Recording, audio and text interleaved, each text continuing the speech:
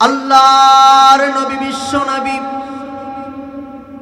পবিত্র জবানে বলেছেন, যেই নবী হা বললে হালাল হয়ে যায়, যেই নবী না বললে হারাম হয়ে যায়, সেই নবী জান্নাতি জবানে বলেছেন আল হামিদু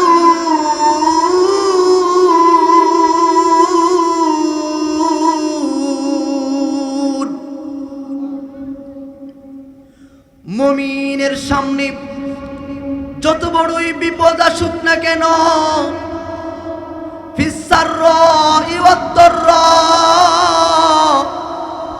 মুমিনের সামনে যত বিপদ মহাবিপদ আসুক না কেন, মুমিন জীবনের প্রত্যেকটা ক্ষণ অনুক্ষণে যে আল্লাহর শুকরিয়া আদায় করবেন তিনি কে?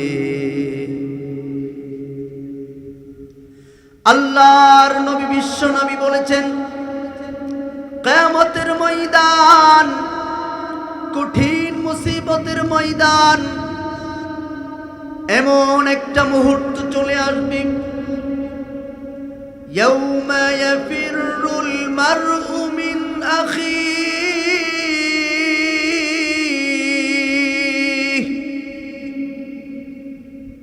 আপন ভাই নিজের থেকে পালিয়ে যাবে, আপন বোন ভাইকে দেখে পালিয়ে যাবে,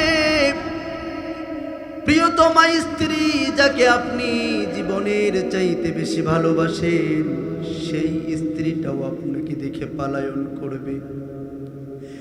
সেটি এমন একটি দিন আসবে, যেই দিন যেই বাবা সন্তানের জন্য মাথার ঘাম পায়ে ফেলেছে, সন্তানের জন্য দুপুরে খাই নাই, সকালে খাই নাই, তারপরেও সন্তানকে দেখা মাত্র পালিয়ে যাবে। এত ভালোবেসেছে আমাদের গর্ভধারিণী মা, 10 মাস আমাদেরকে গর্ভধারণ করেছেন, তারপরেও মা সন্তানকে দেখে পালিয়ে যাবে। সেই কঠিন মুহূর্তে ওই সূর্যটা 13 লক্ষ মাইল দূরের সূর্যটা যখন মাথার উপরে চলে আসবে, মাথার মগজগুলো টকবক টকবক করতে থাকবে। আল্লাহর নবী বলেন, কামিকদারি মিল,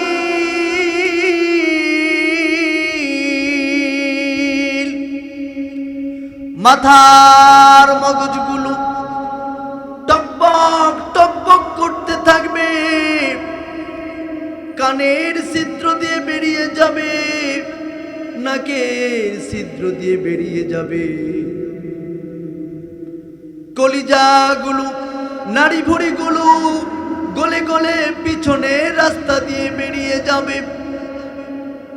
সেদিন একটা দিন হবে 50,000 বছরের চাইতেও বড়। আল্লাহ পাক রব্বুল আলামিন ইরশাদ করেন, কালফি সানাতিম মা তাউদ্দুন,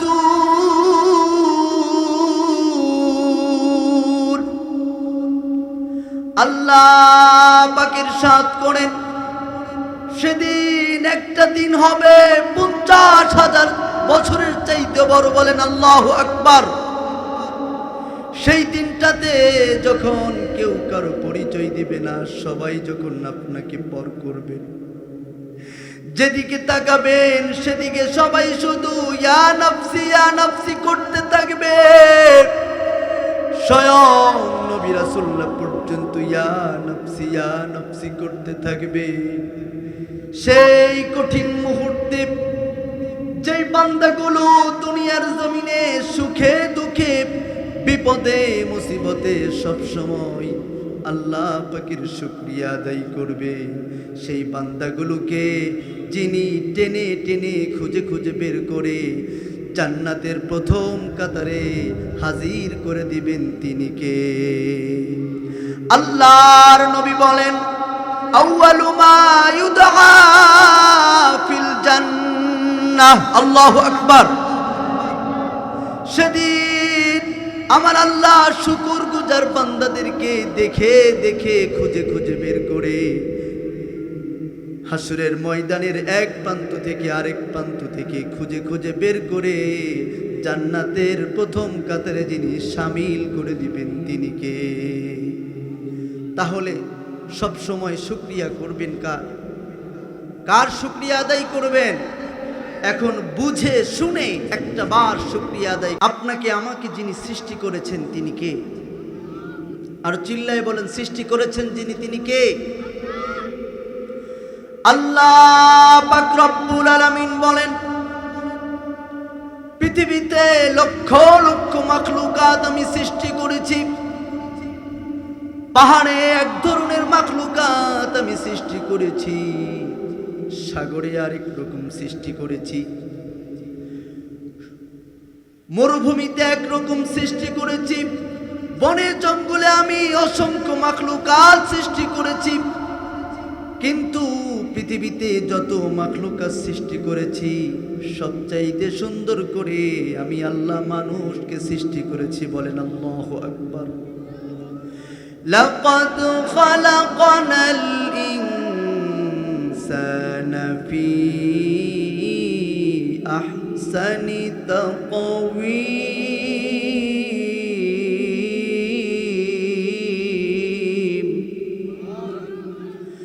আল্লাহ রব্বুল আলামিন ডাক দিয়ে বলছেন, ও গোলাম, আমি চাইলে তোমাকে কুকুর বানাতে পারতাম, চাইলে তোমাকে ছাগল বানাইতে পারতাম, কিন্তু আমি চেয়েছি তোমাকে আমি মানুষ রূপে দুনিয়ার জমিনে পাঠাবো।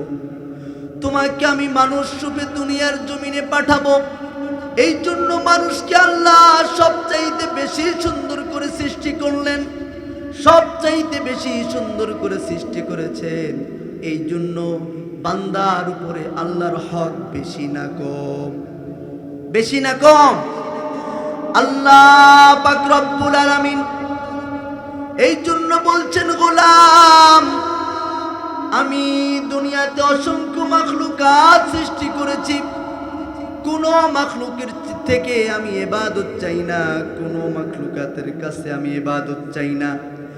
আমি শুধুমাত্র কেবলমাত্র তোমার কাছে ইবাদত চাই। আল্লাহ পাক ডাক দিয়ে বলছেন, ওয়ামা খালাকাতুল জিন্না ওয়াল ইনসা ইল্লা লিয়াবুদুন।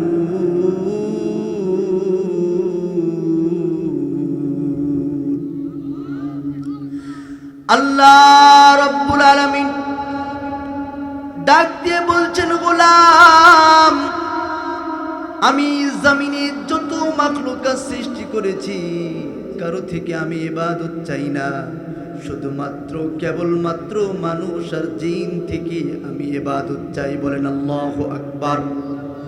অন্য আয়াতে আল্লাহ পাক ডাক দিয়ে বলছেন, গোলাম, ওয়াকাদা রাব্বুকা আল্লা তা'বুদু ইল্লা ইয়্যাহ।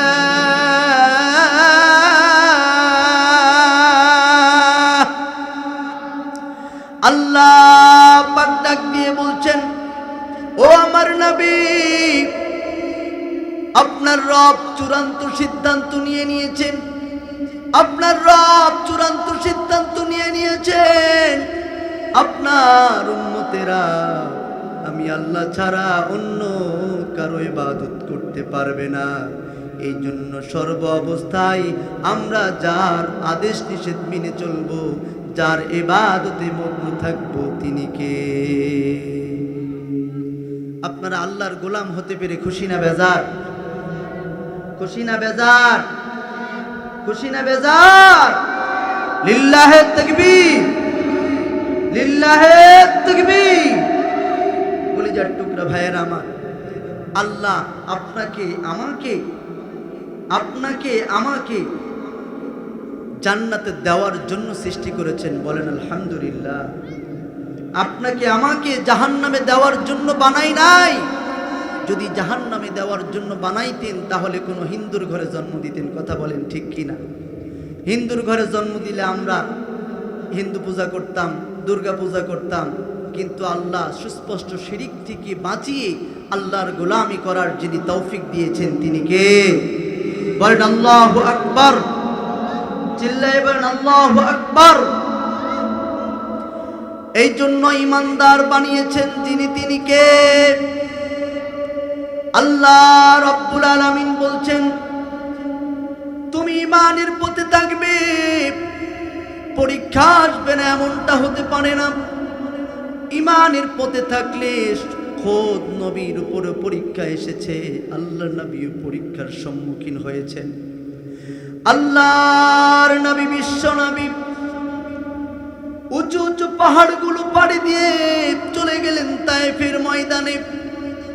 তায়েফবাসীকে কালেমার দাওয়াত দিলেন, তায়েফবাসীরা প্রত্যাখ্যান করলো।